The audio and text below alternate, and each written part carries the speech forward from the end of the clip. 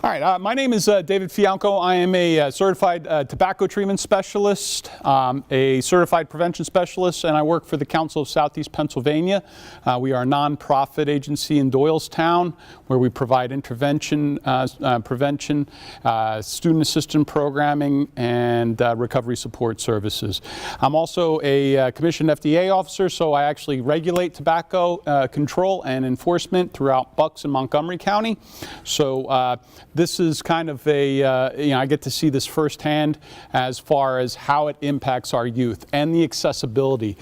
So I'm going to be talking a little bit about the accessibility and what we can do as a community to reduce that. But really looking at it, what we're going to talk about in the next 50 minutes or so is identify current statistics of youth using tobacco. So we're going to take a look at also the Pennsylvania Youth Survey, as well as something called Monitoring the Future, a couple surveys that we capture data from. We're going to explore trends. We're going to look at the cross-utilization of these products. When I say ENDS, what I'm referring to are electronic nicotine delivery systems. So these are systems such as e-cigarettes, e-hookahs, tanks, mods, and they're all fall under the idea that they are an electronic, battery-operated device with a coil that delivers nicotine to the bloodstream, which then delivers it to the brain. We're going to look at recommendations for school policy, and this isn't like real depth. It's just going to look at some signage that I think every school should have to kind of make it very clear. But when we look at our young people and their learning in school, what we just saw from the Pennsylvania Youth Survey data is we're seeing it as young as 6th grade that are reporting vaping. And I have a young boy in elementary school, and he has not seen it, thankfully. But I've talked to other people in the neighborhood, and they have seen, they've heard of 4th and 5th graders vaping, usually due to older siblings or association with older youth. But we have this age group now that are experimenting with these things at a very young age. And the main reason is that there is a low perceived level of harm about vaping. So when we look at how it affects learning, what we're looking at is nicotine as a drug. Nicotine is a stimulant and it produces dopamine. So it not only increases your ability to focus, not only increases your energy, but it also provides you with an unnatural dose of dopamine. Everybody's familiar with dopamine. I think you probably are. Dopamine is what our natural feel-good drug. It's manufactured in the limbic system, or specifically the nucleus accumbens of the brain. And this region of the brain rewards us for things that require skill and effort. Things such as sports, art, culture, interactions with others. And these are very small doses of dopamine that just a sprinkle of this microscopic drug that makes you feel good, that puts a smile on your face. All right? And it's there, and then it's gone. And when it's gone, you're like, yo, brain, hook me up with some more of that. And the brain's like, no, you've got to go do that again. Just don't do it again. Do it better. Work harder at it. And then I'll give you a little bit more.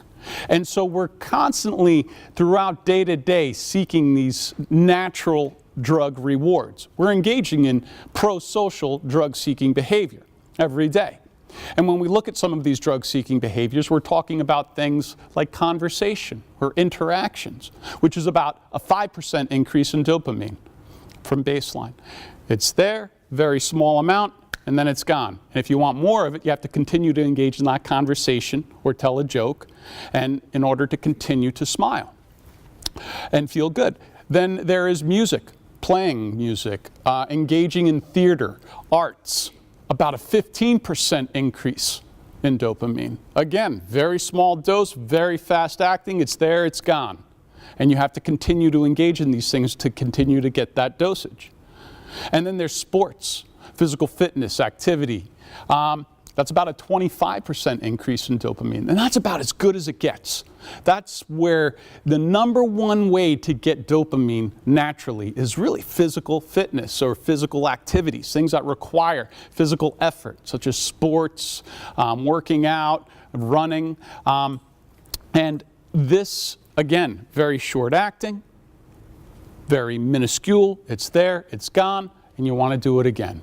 And that's why people play football or field hockey or lacrosse or soccer. And that's why when they get a goal, it feels great, but then it's gone and they're right back in the game to get another goal so that they can feel the same way. And that's perfect, because with these things that require skill and effort come recognition, both from your peers, your parents. It increases the ability of themselves to find new pro-social experimental opportunities. Maybe they don't get the dopamine from trying field hockey, so maybe they try volleyball, and boom, there's the dopamine, because they have a natural skill set for that where they didn't have a natural skill set for the other. So that's how dopamine works. And then there's, of course, one more, which is the highest dopamine manufacturing opportunity for all humans, which is procreation, or sex. And that is there, again, there for a very short time. It's gone, and that's where, you know, our species lives on. So we are a drug-seeking, motivated society. So these are all very brief rewards, and nicotine mimics that. Nicotine is right around 15% increase in dopamine. It's a very small, minuscule dose, and it lasts only a few seconds, and then it's gone. So what's the harm? If it matches what you already naturally get when you engage in other things, how bad can it be? And I'm going to get to that. When we look at other drugs, such as cannabis or marijuana, we're looking at 100% increase in dopamine, and it's long-acting. It can last anywhere from 45 minutes to 2 hours. When you look at cocaine, a 300% increase in dopamine. Again, long-acting, even though it's only 15 or 20 minutes, compared to a few seconds, it's long-acting. Crack cocaine, 600%. Methamphetamine, 1,000%. Opiates, 1,400%. And opiates include everything from Percocet, Percodan, Vicodin, codeine, heroin, morphine, fentanyl. So when we look at these drugs and how potent some of them are, and then we compare them to nicotine, it's no wonder youth have a low perceived level of harm of them. Now, the stimulant effect, I'm old enough, I was in high school in the 80s, and we actually had smoking sections in the high schools. All right, you could go out and you could smoke with your teacher. Was it legal? No, but it was not enforced. You still had to be 18 and buy cigarettes, but if you could reach the counter, you could buy them. And in the 80s, you could also smoke in offices. And well into the 90s, really, into the early 90s, if you were an office worker working in a cubicle, you'd type away and you'd be smoking, and you would be constantly dosing yourself with a stimulant drug, which allowed you to focus and get work done, and productivity was up, and corporations were making money, and everybody was happy. And then when the Clean Indoor Air Act kicked in, all of a sudden we saw loss of money and a decrease in productivity. Why? Because now, instead of being able to sit at the desk and utilize a stimulant drug, they were sitting at their desk thinking about their next opportunity to use a stimulant drug and also get their dopamine. So now, for an hour between every opportunity to dose, they weren't as productive. They weren't able to focus as much. And that's what we continue to see. And that's how it can affect a young person's learning.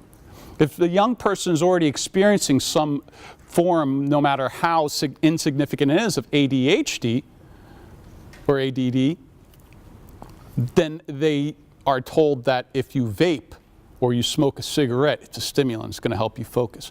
And they discover that that's actually accurate, as long as you're using that nicotine product. But as soon as you take away that nicotine product and you don't have access to it, it's now even worse than it was before. And if that person is on ADD or ADHD medication, now they're going to be reporting to their doctor that the medication isn't working as good, and now they're going to up their dose of medication, which is counterproductive, because now the doctor isn't being told that they're vaping and using nicotine.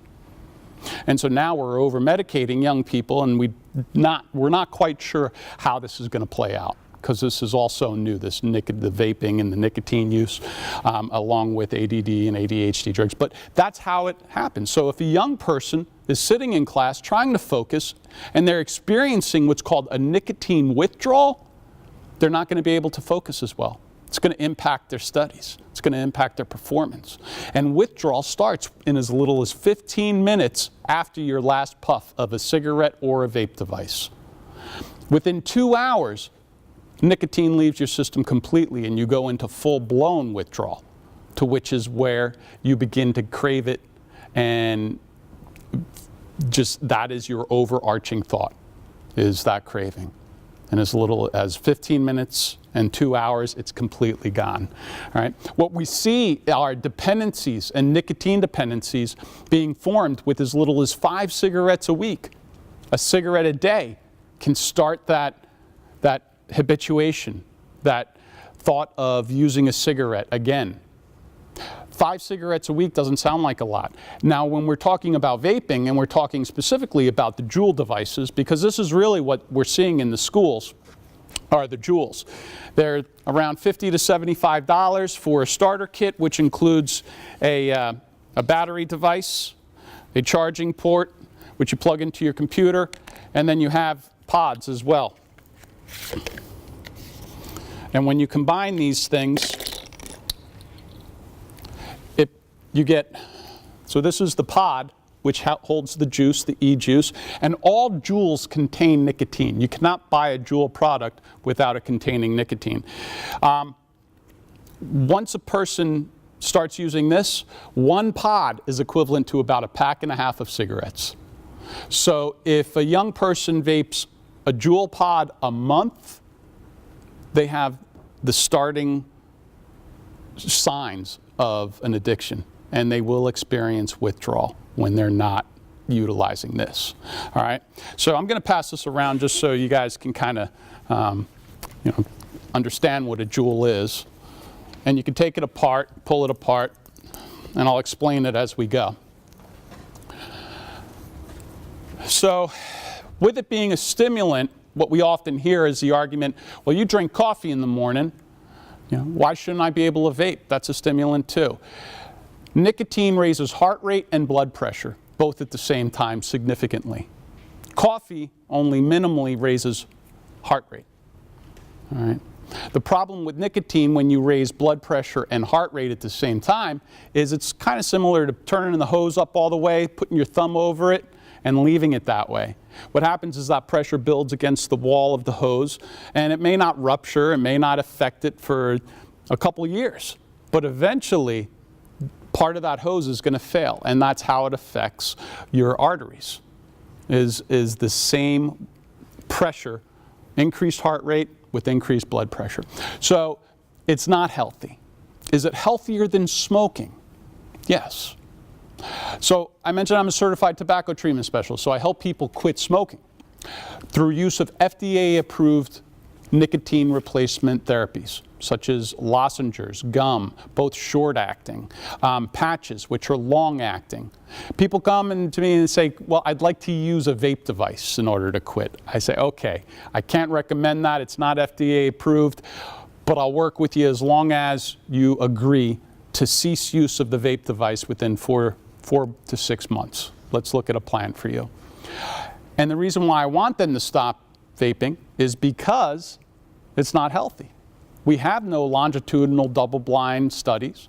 We have no data showing that it's this much worse or this much less harmful than something else.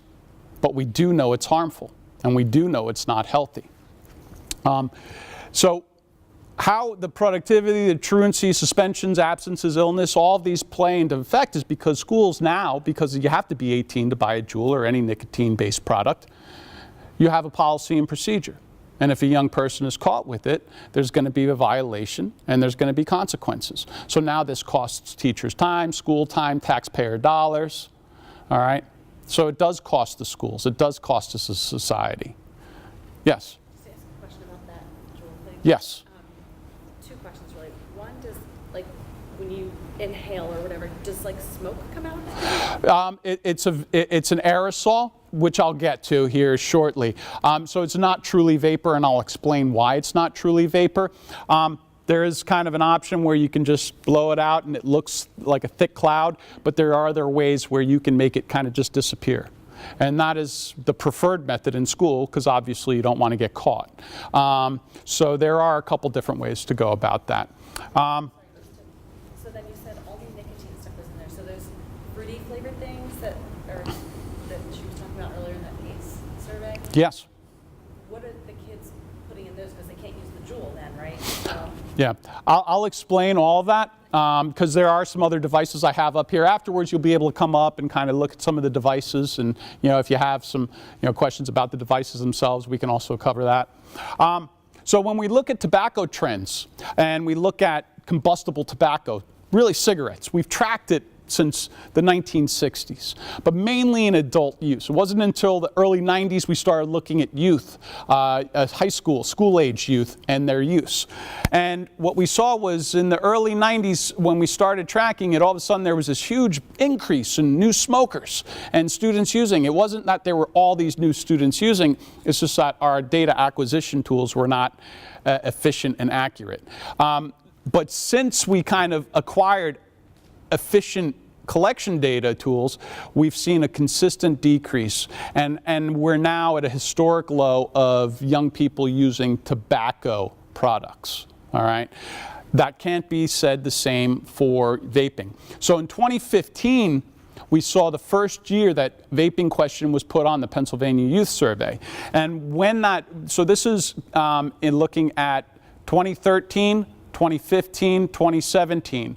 The majority of these are looking at tobacco products, all right? This one over here is vaping, and we only have 2015 and 2017 data. But when we look at cigarette lifetime use, which is right here, we see that there is a fairly consistent decrease from 2013 through 2017 for lifetime use. That means, yes, I tried a cigarette once in my lifetime, twice in my lifetime. I tried it in my lifetime. Here we have smokeless tobacco, which is even fewer number. We're looking at around basically 15% of students report trying a smokeless tobacco in their lifetime. What we see with the smokeless tobacco, which I have a slide here, which I'll mention this again, is really your sports-minded individuals who don't want to damage their lungs for performance reasons. Those are the ones who will try it, usually. Cigarette use in the last 30 days. That number is about equivalent to lifetime use of smokeless tobacco, all right? But still, it's about 15%, and it's decreased now in the 12th grade to less than 10%, which is great. We're doing a great job, because everybody knows smoking causes cancer and a whole bunch of other health issues. And then when we look at smokeless tobacco 30-day, it's an even smaller number. But then we come over to here to vaping e-cigarettes, or ENDS, and this is in 30 days. This is, have you vaped in the past 30 days? We're looking in Bucks County at over 37% of 12th graders report using in the last 30 days. Again, we don't have we have some other data that shows, how many times have you used in those 30 days. But just the fact that somebody's used and vaped in the last 30 days, it's an increase from 2 years ago by, by almost 10%. And when you look at 30-day use, it exceeds lifetime use of tobacco product, of cigarette use. So this is going the completely different trend. It's going from decreasing to increasing, where all the other trends are from increasing to decreasing. When we look at what youth are using, 80% report just flavoring. Just flavoring means that it's either a vegetable glycerin or a propylene glycol a juice which just contains flavoring. The problem with this flavoring, though, is that it's advertised, especially in these proprietary vape shops, where they advertise as kind of like, it's safer than smoking, come in, we'll help you, and this is great, this is healthy, I don't have a problem with it being used as a cessation tool, but what we're seeing is it's marketing. It's commercialism. And they're not just marketing towards people who are trying to quit. They're marketing to new people who want to just try vaping. And they're going to guide them on how to vape.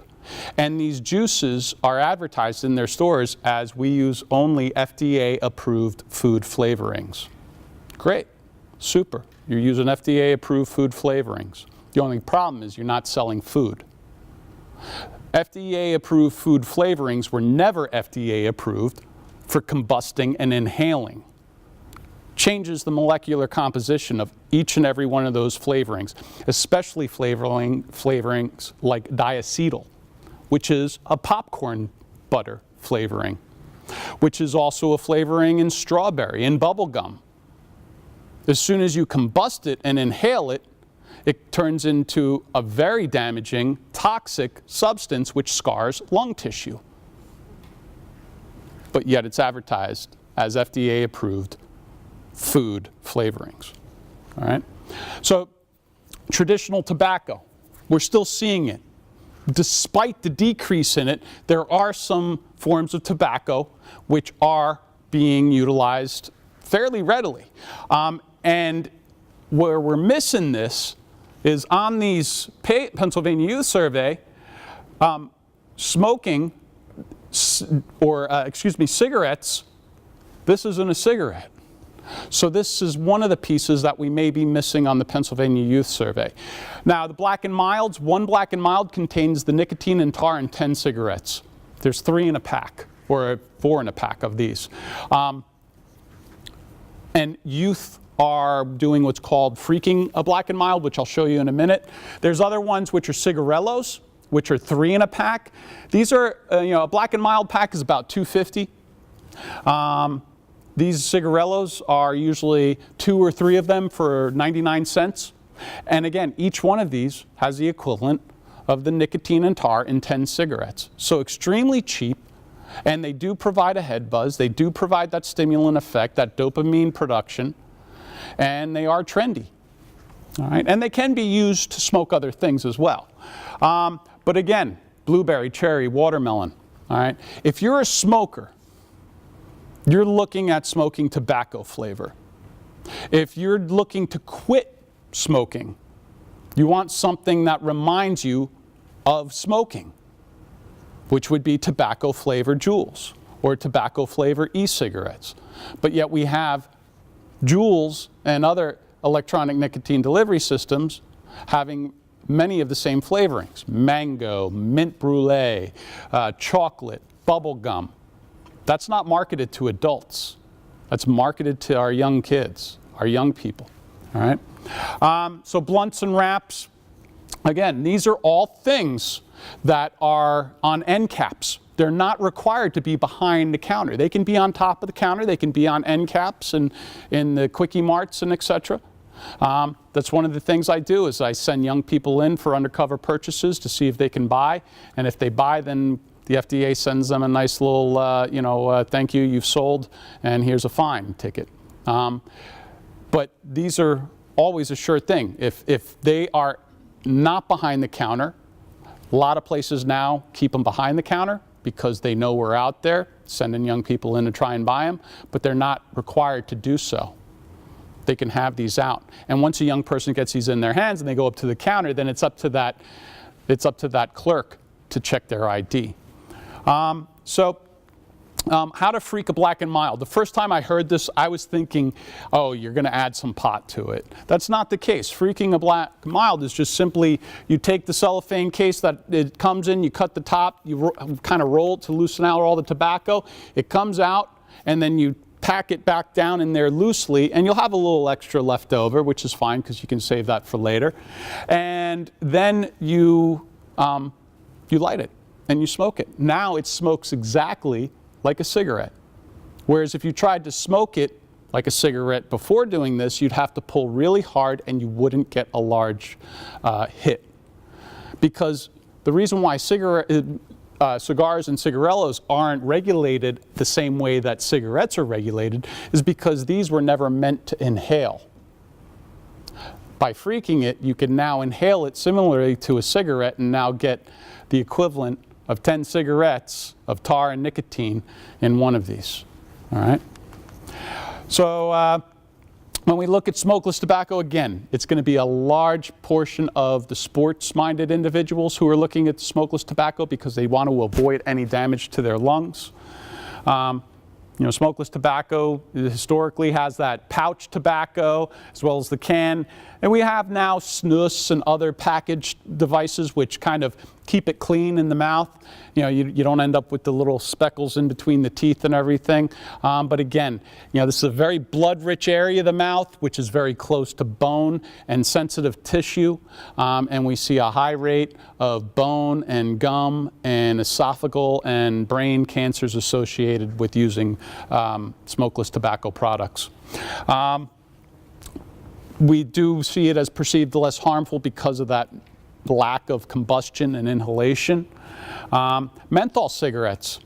What we're seeing, which I'll show you a couple studies here, is that young people who are vaping now, we're seeing studies that show that they will eventually start smoking because of the nicotine dependency. And when they do start to smoke, we see a large number of them moving to menthol cigarettes. And why menthol? Because menthol is probably one of the most effective delivery mechanisms of nicotine to your bloodstream and to your body that you could possibly ever want.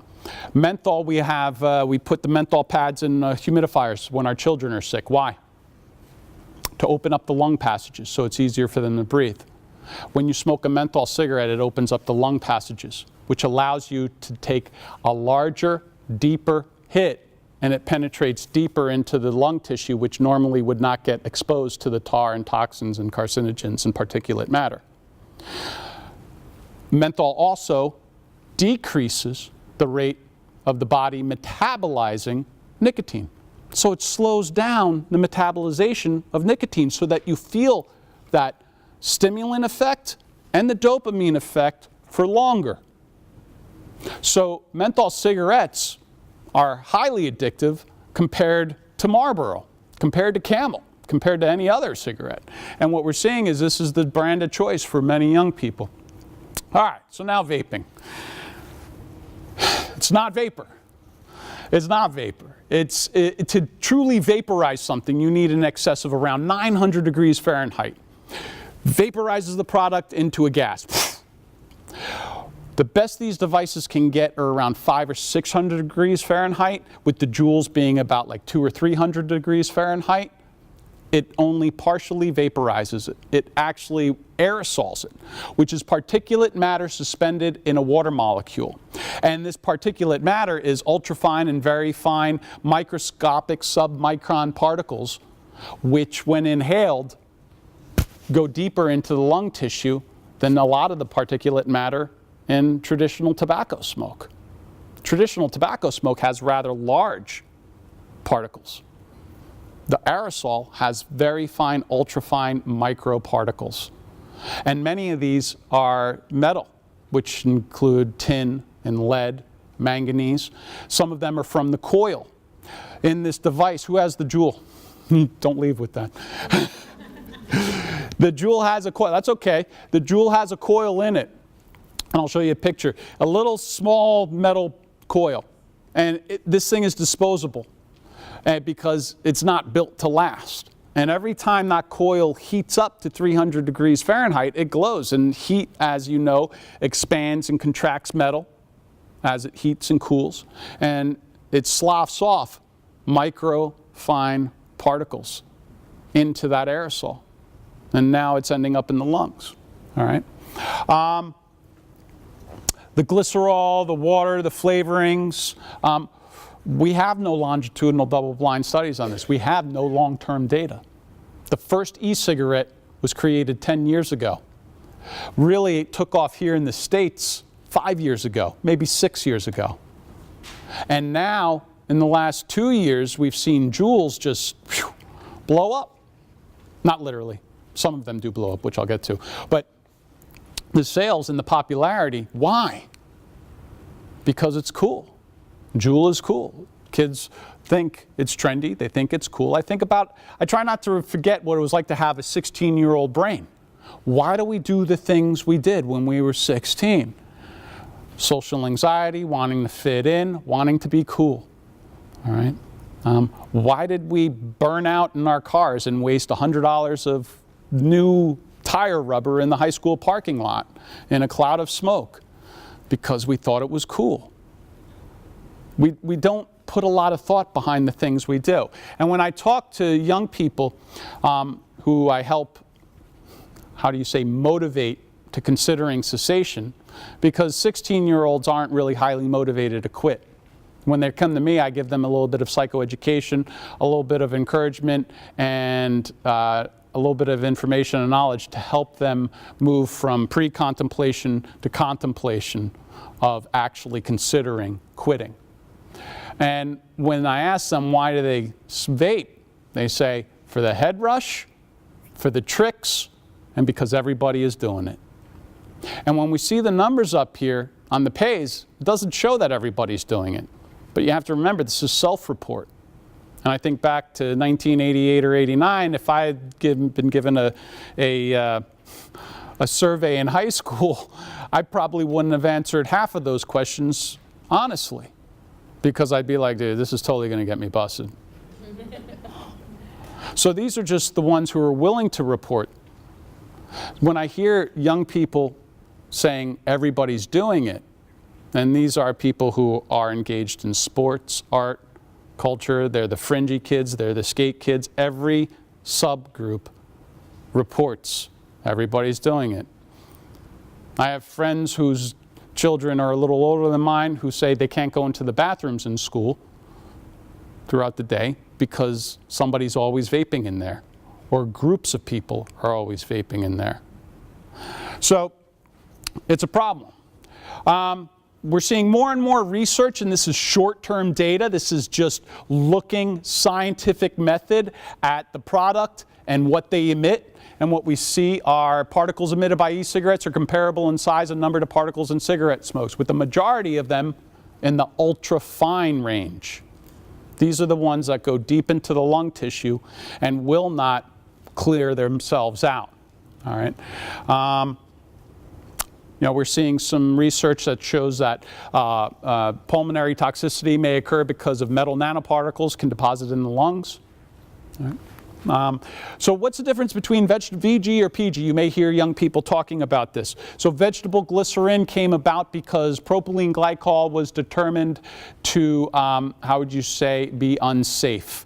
Propylene glycol kind of got a bad rap because people were saying, well, it's what's in your antifreeze. And that's not completely untrue. It's one of the ingredients in the new antifreeze, but it's not the ingredient of the old antifreeze of years ago, where if your cat licked up the spilt antifreeze, it would go into liver failure. So basically, VG and PG both carry about similar risks. The reason why one's more popular than the other is because one is less dense or less viscous, so it doesn't clog up the device as much. The flavor intensity is greater with PG. The temperature is higher, and it's just the preferred. But the two main factors are larger clouds and less gunk buildup. I don't have to clean my device as much, and I can refill my Joule pods with it, whereas the VG you can't. Again, we're seeing studies. Teens who use cigarettes are more likely to smoke tobacco cigarettes later on. But the opposite wasn't true. So smokers didn't more than likely move to vaping. But we saw the complete opposite. This was designed as a cessation tool. It was designed to move somebody from smoking to vaping to nothing. But what we're seeing now are young people going from nothing to vaping to smoking. It's doing the complete opposite of what it was originally intended to do. And it started with the blues, and I don't have a problem with these. These were marketed to adults, really, although some of their ads were reminiscent of like the 1960s and 70s cigarette commercials, you know, like the handsome guy with the perfect hair in front of the Porsche Speedster C, in front of the ocean with the blue sky in the background with the blue. you know, the marketing is there. It does look sexy. It does look attractive. But these were designed to look like a cigarette. They even glowed at the end, and they were designed as a cessation tool. Then these came out. And these are like mods or hookah pens where you can fill it with your juice of your choice, your flavor of your choice, your nicotine level of your choice. And, you know, I still have a hard time seeing these in cars. I drive and, you know, I'll see somebody pull up next to me at a red light and they've got like this big bat looking like thing that they're sucking on. They're blowing out smoke. And I think back to the 80s, if I saw that in the 80s, that would have been a pot pipe. So there's this part of my brain that like everybody who's vaping is smoking pot. But it's really vape devices that, but these are hard to conceal. These are not, you're usually confiscated in school anymore. What we see being confiscated are the Juuls, because this is the battery. This has nothing in it. If you find this in the laundry in your dryer at home or something, you're going to be like, hey, Bobby, what's this? Oh, that's my thumb drive. Thanks. I was looking for that. It has my science project on it. Okay, great. Here you go. The actual mouthpiece is what contains the nicotine, the mouthpiece, the juice, and the coil. This is just simply the battery. And it's easily concealable. You can keep that in your hand and you can hit it. And if you don't want to blow it out for a big cloud, you just simply zero it, which means you swallow it. And it dissipates in your stomach because it's not smoke, it's aerosol. And so you can virtually vape this in ultra stealthy ways. All right. These are some other mods. These all have lithium ion batteries, and you can modify these to what's called sub-ohm, to where the battery discharges faster to give a higher temperature to try to actually vaporize it. The problem with lithium ion batteries is when you do that, they're known to go into what's called thermal runaway, and it's basically a micro explosion. And when these micro explosions happen due to discharging it too fast or short, it can be pretty ugly. You can lose teeth, you can end up in the hospital. You know, there's been over like 250 reports of these explosions in the last year across the country. And again, these aren't Joules that are exploding. These are going to be your tank mods, ones that are like the parts are made in China, the batteries are made in China. Kids who have no electrical background are trying to modify the currents on them. It's not going to end well. All right. So again, the ends are devices that allow users to inhale an aerosol containing nicotine and or other substances. When we look at the original one, it was an electronic cigarette that had a coil, that had the battery. It had the cartridge right here where the coil sat in. As the person pulled and aspirated, the coil would feel that wind, that pressure, change in pressure, activate, heat some oil, aerosol it, and come out the mouthpiece. These were relatively safe. They were relatively low in nicotine. And then we came up with hookah pens, which were more powerful, larger tanks to contain higher nicotine content juices, and they burned at a higher temperature, which means that you're getting that a hotter cloud and that desired flavor and temperature. And then the Joules came out, and since Joule came out, it has been kind of an uphill battle with the young people. It's trendy. So this is the Joule pod, this is the coil, this is the tube which allows the oil, when coming in contact with the coil, to exit the mouthpiece. These can come apart. You simply pull that black cap off of that clear part of it, you dump some of the nicotine juice out, and you can dump hash oil in. And when that happens, you don't smell marijuana. You smell mango or mint brulee or mint. Whatever the flavor that is in that juice, that's what you smell. And so when young people are vaping a Joule, it doesn't mean that it's absolutely nicotine. It can have that hash oil. And the hash oil now is, we're looking at 69, 79, 80% pure THC. All right, and just to put that into kind of context, the marijuana, the plant form marijuana that was available to youth in the 80s was about 3% THC, and it had stems and seeds, and it was hard to access. It wasn't, you know, at least I didn't know I didn't know of any drug dealers in my high school in Northeast Jersey, and I feel like the broad group of people who I associated with, somebody would have known if there was a drug dealer in my high school. We didn't have it. If somebody wanted pot, you had to go to New York City and buy it off of the street. And again, it was low grade, 3% THC, and 5 people smoke it. You laugh for 10 or 15 minutes, you end up with a wicked headache because it's low grade, it has stems and seeds, and you might do it again in a month. Whereas the marijuana today, the flowering pot material, averages 17 to 29% THC. All right, so it's basically like 10 times more potent. Hash oil, averaging 70%. We're looking at, 20%, 25 times the potency. And the most troubling part of this is if somebody has a Juul that they've hacked and added hash oil, and little Tommy in the 8th grade hands it over to little Nicky in the 8th grade saying, it's just vape.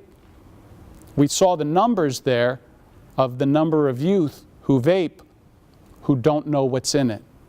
Now they've just gotten a high dose of pure THC, and the interesting thing with the high THC content marijuana now and hash oils is it lowers diastolic blood pressure.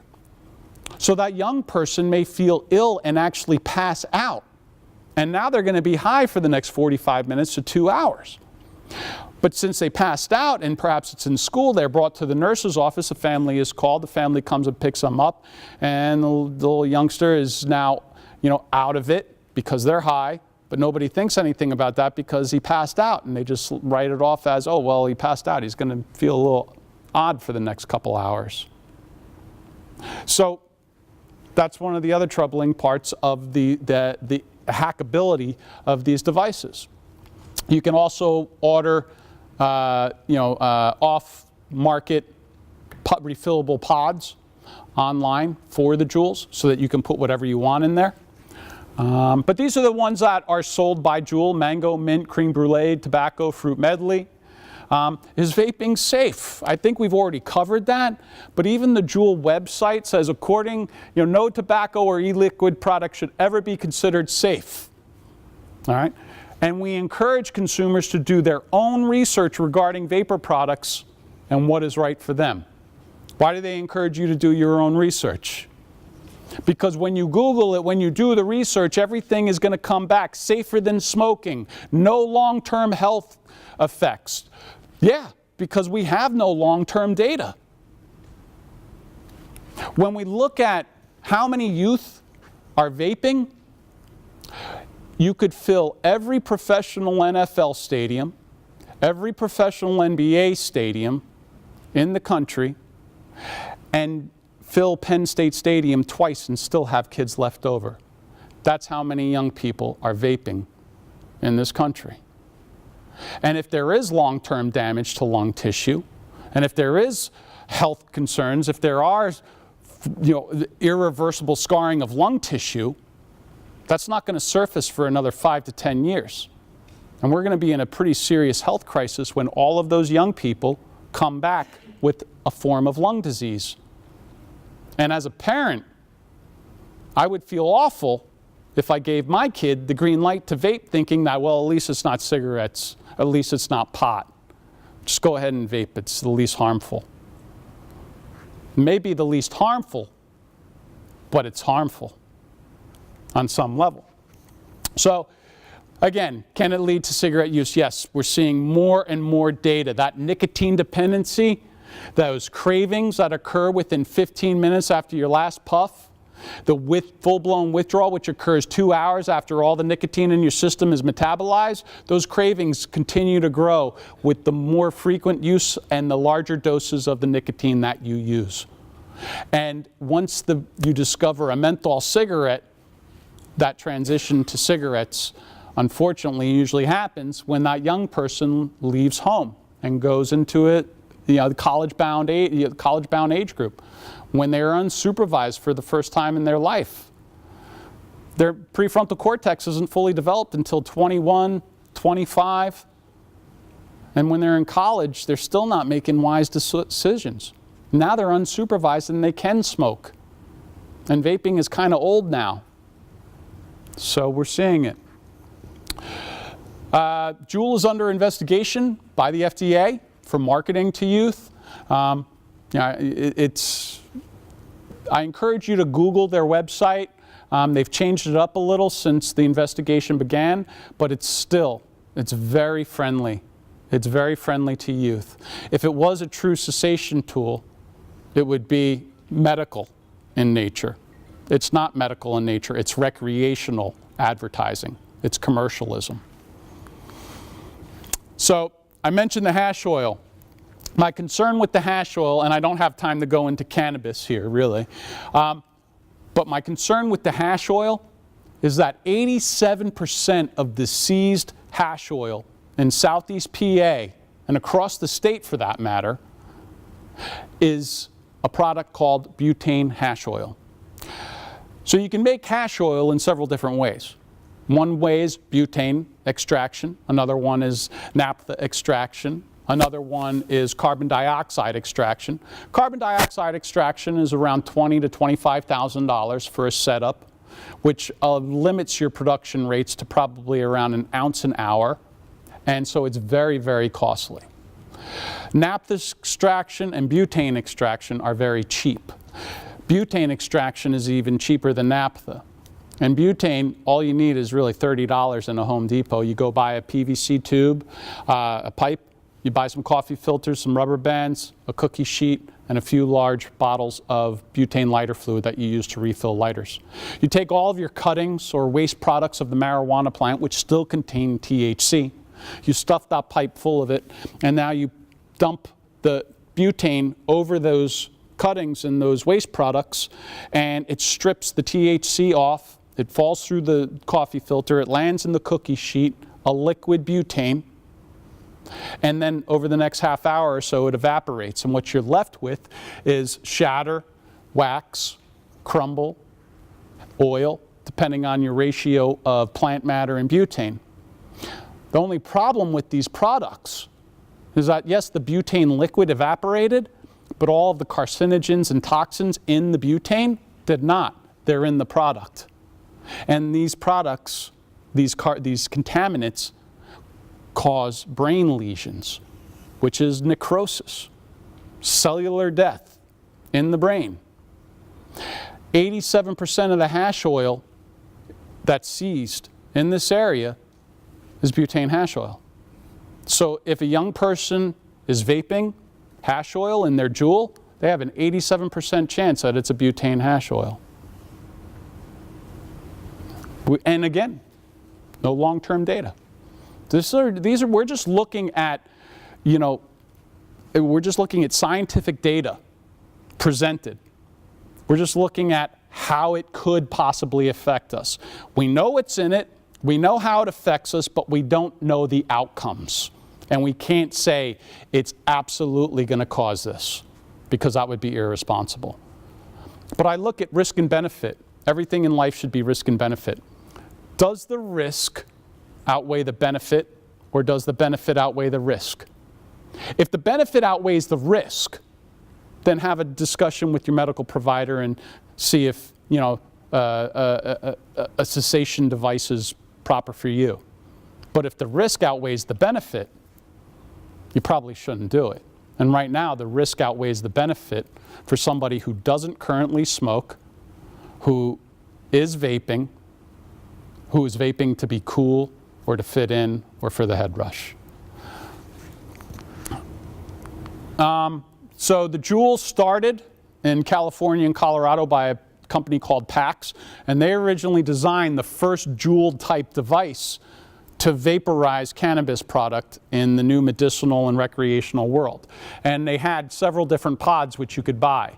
Oil pod, wax pod, dry herb pod, and concentrate pod, because each one of these has a different number of coil, size of coil, temperature to efficiently vaporize each one of those to its extreme efficient. Now, if you vaporize plant matter, you will smell marijuana. All the other ones have no aroma, all right? But then they discovered that if we can make all this money with the cannabis products, let's look at nicotine delivery products. And that's how the Juul was designed. They sold Juul, and they no longer own it, but they're the ones who started it. So sometimes you'll see these show up. The main difference is there's a different insignia in the middle of the device, where the Juuls have just simply a little green dot. That's really the only difference between the two. And this one has changed its design over the last year or two. Other pen devices are available, but they just don't have the market permanence that the Juul has. These are not trendy to kids. If a kid shows up to school with this and is like, let's go vape, and they're going to be, you got a Juul? You'd be like, no, I've got an Atom. Ah, no, I'm good, man. You're not that cool because you don't have a Juul. It's that tacky, all right? Remember how tacky we were at 16? How exclusive we were at 16, all right? It's that way with these Juul devices, all right? There's this video, but I'm not going to show it. It just shows a man in his mid to late 30s sitting at a desk teaching young people how to take apart a Juul device and add hash oil. He made a video about this, all right? So it's YouTube. It's amazing what you find. So how do you enforce this stuff? Well, we've got the FDA. We are doing enforcement checks, and we are trying to control the access to these devices. But in the schools, simply have that policy and procedure. I know Quakertown has a pretty stringent policy and procedure. You guys have one of the better models out there. I don't know about your signage, but I always recommend very clear signage. No smoking or vaping. That's great, but it's not good enough. What I'd like to see is no vaping. The use of nicotine, non-nicotine vaporizing devices are prohibited inside on these premises. Why? Because remember, 16-year-olds are lawyers. They are little mini lawyers, and they can argue a case like none other. And if you have no smoking or no vaping, they're going to be like, oh, well, yeah, it is vapor, but it's non-nicotine. All right? And you're just going to be like, oh! So very clear, very specific wordage makes your job a lot easier. What can everybody do? Start the conversation. It starts at home. All right. I always like to say, rumble strips. All right. My 6-year-old, he's got very clear rumble strips, and thank God he takes after my wife. My wife made nothing but good decisions her entire life. She was summa cum laude, top of her class. I could have done better. She would have ran from me in the hallways in high school. But somehow we ended up together, and thank God my son got her genes. And so he follows rumble strips. Rumble strips are those things on the side of the highway that if you get out of the lane, wakes you up and gets you back in the lane. We're parents. We should be the rumble strips. We need to start conversations. We need to understand that we cannot fix our kid, but we can guide them. And we can link them up with consequences and resources. Provide them with healthy alternatives. Every kid wants recognition. And if they don't get the recognition from you, they're going to get the recognition from their peers. Hopefully the recognition they get from their peers is pro-social, healthy, positive. But unfortunately, some of those peers recognize antisocial, unhealthy behaviors as well. All right? And of course, peers listen to peers. People, places, and things. Whenever I talk to young people, I encourage them to surround themselves with positive people, positive things, and have fun. Have fun. Laugh. Life is too short not to have fun. So peers listen to peers. And if you're hanging around positive peers, you're having positive fun. But if you're hanging around unhealthy, antisocial peers, you're having antisocial, unhealthy fun. All right? If they are doing that, refer them to the student assistant program. Talk to somebody if you feel overwhelmed, because we all need therapy sometimes too. Parents sometimes just need to talk to somebody. All right? We got to take care of ourselves sometimes. Some quitting resources. Quit Now, Quit Net. These are all free services. They'll provide you with free FDA-approved NRT products and methods.